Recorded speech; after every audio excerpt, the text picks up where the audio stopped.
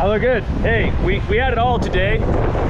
We had lightning, we had wind, we had rain, we had sunshine, we had sport coats at a motocross track.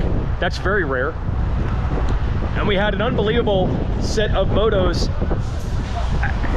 I don't know, like, do we talk first motos first? Do we talk second motos first? Because the stories were changing throughout the day. A lot to unpack here on the Weege Show. Brought to you by DID, which has about 100 years in the books of driving championships. DID rims, DID chains, choice of Team Honda, which finds themselves back on top with unbelievable deep dig from Jett Lawrence in the second moto to beat his brother. Hunter won the first moto, which was huge. Justin Cooper rode incredibly well. We will continue to forever be surprised every time that Justin Cooper gets a podium, even though that's pretty much all he does all the time. And Chase Sexton, definitely not the first moto he wanted, showed some un-Sexton-like level of aggression in Moto 2, but then it cost him. And that's just a 450 class. Press conference is starting. I'm gonna go in. We'll be back after this. This is an awesome little bonus part of the Weege Show. Did the full Weege today. Full Weege from New Jersey, flagged. I mean, that's my background. I got free food also. Oh. Is that what you get for flagging? Yeah. Hey, that was part of it. I got 40 bucks back in the day for working at Englishtown. How did you become a flagger in Colorado when you're from New Jersey? Moved to Colorado. Oh, okay. Just always been a fan, and I was like, what better way to view the track except right next to the track flagging? It is shocking, probably, like you watch this on TV. I'm sure you've been around the sport your whole life. But when you see them right in front of you, it is shocking. Oh, it's people will never understand. Yes. It never comes across on video. Yeah. It just, no matter how low of a camera angle you get, you will never understand the speed that these guys are doing, especially this new approach to riding. These guys are standing, watching them, and in their technique in the corner. Yes. It's incredible, man. Awesome. The full Weege dream. I appreciate that. Okay, I'm back. Like literally walking the same ground I just did, but I did a whole lap. We went to the press conference, and then we shot our best post show. I'll give you, now I got a little feedback from the riders. It's so hard to unpack everything that happened today. I'm about to get hit by a bunch of equipment that's tearing down what's left of the infrastructure, stuff that didn't get destroyed in the wind yesterday. So let's talk about, we had this huge buildup of Chase Sexton versus Jett Lawrence, and we're thinking Jett Lawrence is probably not going to be 100%. I'd kind of heard some people saying he was more hurt than he was letting on, some people saying he was less hurt than he was letting on. He wasn't quite the same Jett Lawrence, I don't think, but somehow he still ended up winning. Really just because of just gnarly digging deep in that second moto. And it's pretty mind-boggling that riders in this sport can be that aggro, that gnarly, that tough. It is a Weege Show. But not show it like in their personality. I mean, I think Deegan tries to put that persona across, but let's be honest, it's not like when you talk to most of these riders, and you know what I mean, whether you talk to them personally or you just see them on the podium in their TV interviews and whatnot, it's not like any of these guys look like dudes that, I don't want to cross this guy in a bar fight, this guy's super gnarly, he's gonna snap at any moment. But they do snap in a way. I mean, for Jett, who seems like the most happy-go-lucky, you wouldn't even know if he's just a fan dude hanging out at the track or an actual racer. For Jett to act like that, and I believe that is his true personality off the track, he showed mega grit in that second moto because he wasn't good enough in Moto 1 to beat his brother, and then you figure he's only going to feel worse in Moto 2, and somehow he got it done. I just wanted to move up here to get a better view. It's super windy today. And this finish line jump was steep and there's elevation, so to dig deep, he just made it happen. He just willed it to happen. One of the things that opened the door from that is we were like, can this new, improved, really awesome Chase Sexton 1-1 guy, last the first guy from Hangtown, can Jett beat that? Well, he didn't really have to because that Chase Sexton wasn't here. Moto 1, not good. Moto 2, wow, he got super aggressive. We haven't seen a lot of that aggressive passing from Sexton. He ended up going down. Talking to some people, kind of washed the front on this jump right here. I could show it to you, but they've already reshaped it, I think, for amateur day tomorrow. So you might be like, oh, Sexton back, trying to chase again, lost the front end again. But I do want to find one little silver lining for Chase Sexton here. I mean, Jason Thomas on the TV shows have been pointing out for a while that Chase Sexton had never actually passed Jett Lawrence. Well, he's passed him a couple times in the last 2 weeks. With authority last week, went right around him in the, early they battled in the first moto, went around him early in the second moto here, ran it in on Hunter Lawrence. Now Hunter said in the press conference, that was fine, that's just the way the lines were. He wasn't mad at Chase for doing that, but that was I'm trying to be the alpha thing, where I feel like last year Chase was always the, oh, I don't know what to do here. I don't know what to do here. The results weren't good. The crash was bad. The first moto was not good. But I do feel that that's a sign of there's gonna be a lot more fight in this guy. And the highlight moments for Chase Sexton could be back maybe as soon as next weekend. But if you look at the results, you're sitting at, well, it's the old Lawrence brothers battling Justin Cooper, which we've seen 9 million times over 3 or 4 seasons in the 250 class, and that's where he ended up in the 450s. And bad news for these guys. You gotta imagine Jett's gonna feel better physically next weekend at High Point. We'll see if he gets a win streak going after that moto win. In the 250s,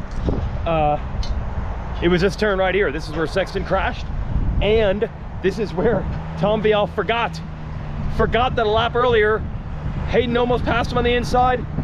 Haiden went inside again, and Vialle said, oh man, I can't believe I forgot. And he got passed, and right there. So I got some audio from the riders in the press conference. We'll hear from them. You can watch the whole press conference on the Pro Motocross YouTube channel, but if you don't want to see the whole thing, here's some highlights, i.e. questions I asked. Yeah, just take me through 2 things there. You went outside, Tom and Haiden got you, and then you tried to get him back in the last lap. Just take us through those 2 moments there. Yeah, so I didn't crash in the corner and actually pick up the bike really fast. I was not far behind, and he starts in front of me and I passed in the corner right after. I don't know, it was like maybe for 3 laps speeding, and he passed me like a lap to go. And I almost passed him back like, 2 or 3 corners before the finish line. That was really a good fight. All moto we were riding together. And we were having way faster than the other guys, so we were pushing till the last lap, and I mean, yeah, it was a good fight. Did you actually say that you forgot to cover that inside line going to the finish? When I went outside, I was like, oh, it's gonna pass me. And I was like, why am I doing that? I don't know, I kind of forgot. Because the lap before he came close to me, and I was like, okay, next lap I have to go inside, and come there, and I forgot it. And yeah, no, I almost passed back. Like Haiden said, the lapper is really tough, like the last 2 or 3 laps. So it's kind of a fight with the lappers too. But yeah, I mean, overall, like I said, both moto, the speed was good, so we can keep going for the next races like that. Yeah, now that you guys pushed it to the limits like that, I can ask both of you. I'll start with you, Tom. Are you like, now we're pretty much where we need to be, or are there still things you learned for the bike to improve going into round 4? No, the bike was good. I mean, here we're in elevation, so the bike is a little bit different than a normal race. The engine is a lot slower, I would say. So the bike was good today. I was really happy. The team did a great job. Both moto, like I said, both moto was in the rhythm, fighting in the front, obviously. So no, I was pretty happy. Next weekend is High Point. I really like the track. Last year I was riding pretty well there, so we're gonna fight for the win for sure next weekend there. Yeah, and same thing for you, Haiden. Obviously, your guys are pushing with everything you had. Is there like another level you get to where you're like, no, I learned something else I got to work on? I mean, my bike's pretty solid right now. I definitely think that me and Tom were up front. We're on like a whole other pace. We got all the other groups pretty far. But I mean, my bike's solid right now. Maybe some things like you can tweak around, but honestly, you just have to kind of adapt to it. These tracks are so gnarly. It's not much you can really do. And yeah. Is that actually fun, that first moto? Is it fun to battle like that? Is there a piece of you that can feel that way? Yeah, definitely. I mean, when you get up and you're right there and you guys are going at it and crossing each other up on the turns, that's fun. I mean, that's old-fashioned racing right there, like back in the day when guys were Stewart and Carmichael going at it and stuff in outdoors. Just that type of racing's fun. I mean, if you can keep it, I mean, obviously pretty clean. I mean, you're at the last lap, you might do some pretty gnarly stuff, but like, that was a good battle. So you weren't mad about I guess you weren't mad about his move or his move on you or anything like that? No, I don't care. I'd do the same thing. I'll ask you, Chance, and I can go to you also, Haiden, on this. The second moto, there was rain right before it. Did you adjust anything? And what was the track like? I mean, it was a little muddy the first lap, but honestly, after the last 2 weekends in Cali, they were floating the tracks before the first moto. So, I mean, it really didn't feel any different, you know? But it honestly made the track, I thought, better than the first moto. It kind of tacked up a little bit. It was definitely slick the first few laps, but I mean, the track, you couldn't push 100%. I feel like if you kind of push the limit there, you're definitely losing a lot of time. So yeah, I didn't adjust anything, just went out and did my thing. That's basically all you could do. Compare leading the first moto last week and then the feeling leading the second time around this time.